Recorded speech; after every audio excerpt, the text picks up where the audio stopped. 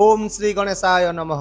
नमस्कार बंधुगण, आपण मानंकु समस्तंकु आपणक निजस्व चैनल ज्योतिष दर्पण को मु हार्दिक स्वागत करुछि। आसंतु जानिबा कोन कहूछि आज आपणक राशि आपणक दिन। तेबे चलंतु सबुदिन परि भिडियोटी को आरंभ करिबा एक सुंदर सुविचार सहित। बंधुगण, जीवन आमको प्रतिदिन किछि ना किछि सिखाई थाए। केवल फरक एतिकी थाए जे किए शिखी थाए तो किए अणदेखा करी चली जाई थाए। सत्य हेउची एया जे आमे भाग्य ठारू जेते अधिक आशा करिथाउ से सेते अधिक आमको निराश करिथाए। तो जेते बेले आमे निजर कर्म उपरे विश्वास करिबा शिखी दिबा सेही कर्म ही दिने आमको आमे आशा करुथुवा ठारू मध्य बहुत अधिक देव।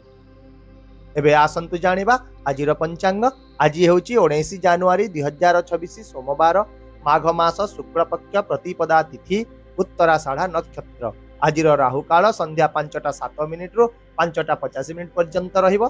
तेणु एही समय मध्यरे आपण कोनसी शुभ बा नूतन काम आरंभ करंतु नाही।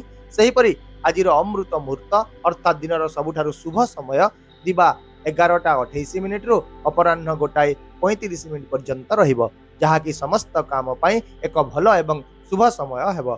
चंद्र आज मकर राशि रे एवं सूर्य मध्य मकर राशि रे गोचर करिवे। चलंतु एबे कुंभ राशि रो आजिर दैनिक राशिफल विषय रे विस्तृत भाव रे आलोचना करिबा। आज दिनटी आपणक पई एक आभ्यंतरीण परिवर्तन दिन हेबाकू जाउची। किए जणे एपरि व्यक्ति अछंती जे कि बहुत दिन धरि आपणक संगरे अछंती, किंतु आपण केबे मध्य तांकू गंभीर भाव रे ध्यान देना। तेबे सेही आज आपणक चिंताधारार केंद्र बिंदु होई पारंती, जहा केवल आकर्षण नुहे बरं मन एवं आत्मार संयोग हेबो, जहा आपणकू गभीर भाव रे प्रभावित मध्य करिवे। आज आपण बुझीजिवे जे किछि संपर्क हठात सृष्टि होय नाही, बरं धीरे धीरे विकसित हेबाकू समय लागि थाए।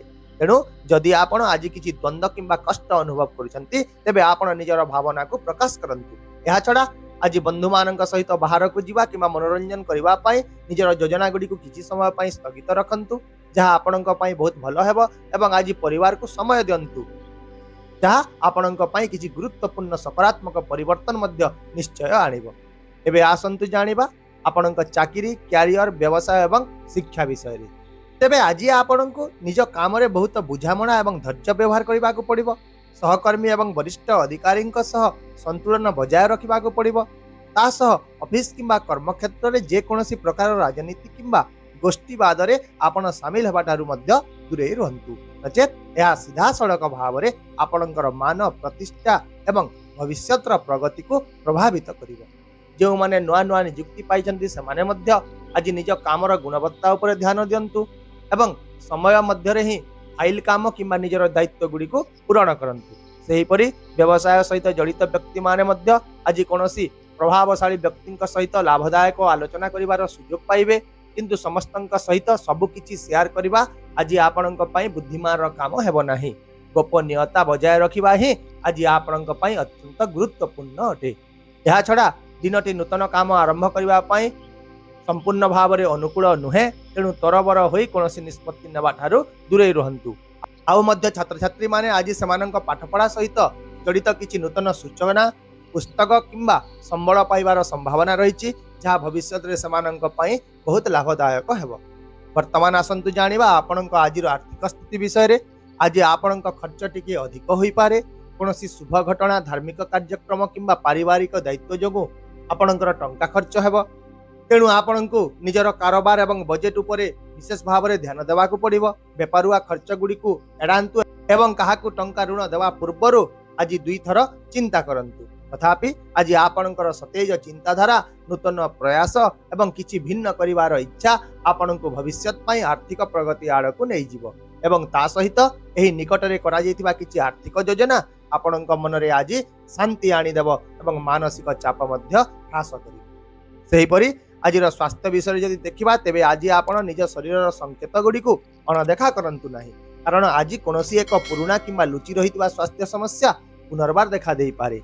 आउ मध्य आज आपण गैस, एसिडिटी किंबा बदहजमी भली समस्यार सम्मुखीन होई पारंती। तेणु हल्का एवं सात्विक खाद्य खांतु।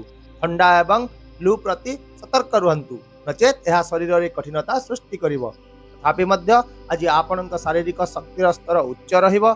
किंतु ध्यान प्राणायाम एवं पर्याप्त निद आपणक मानसिक शांति पाई बहुत लाभदायक हेब।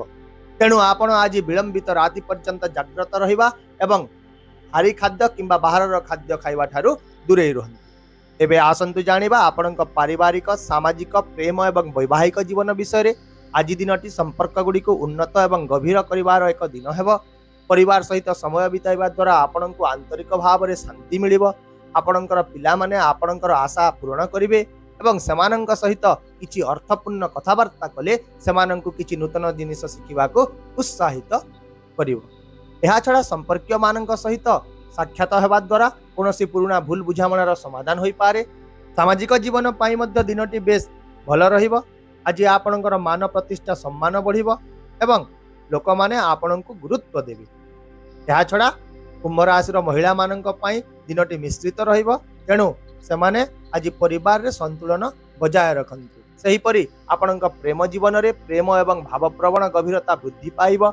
आज आपण बुझी जिवे जे छोट छोट कथा को धरी रखिबा द्वारा किपरि संपर्क रे दूरता वृद्धि होइता। एहा छडा जदि आपण विवाहित अटंती तेबे आज आपणक वैवाहिक संपर्क रे प्रेम सम्मान एवं घनिष्ठता वृद्धि पाइबो। ससुर घर लोकंक सहित मध्य संपर्क मजबूत रहिबो एवं आपणक दाम्पत्य जीवन रे एक खुशीर परिवेश रहिबो। एबे आसंतु आज किछि सतर्कता विषय आलोचना करिबा। तेबे आज आपण इमोशन रो प्रभाव रे आसी कोनोसी बड़ निष्पत्ति नियंतु नाही। कोनोसी जने अजणा व्यक्ति उपरे अत्यधिक विश्वास मध्य करंतु नाही, नचेत यह आज बहुत क्षतिकारक हेबो। यह छड़ा आज आपण जे कोनोसी अवैध किंबा अनैतिक कार्यकलाप ठारू दूरे रहंतु। जे कोनोसी यात्रा करिबा समय रे सतर्क रहंतु एवं छात्र छात्री माने मध्य आज निज भितरे धैर्य रखंतु एवं निरंतर भाव रे निजर प्रयास जारी रखंतु। ताहेले आपणक पई आजिर विशेष प्रतिकारटी हेउची आज आपण विश्वास एवं भक्तिर सहित ओम नमः शिवाय मंत्र किंबा महामृत्युंजय मंत्र 108 थर जप करंतु।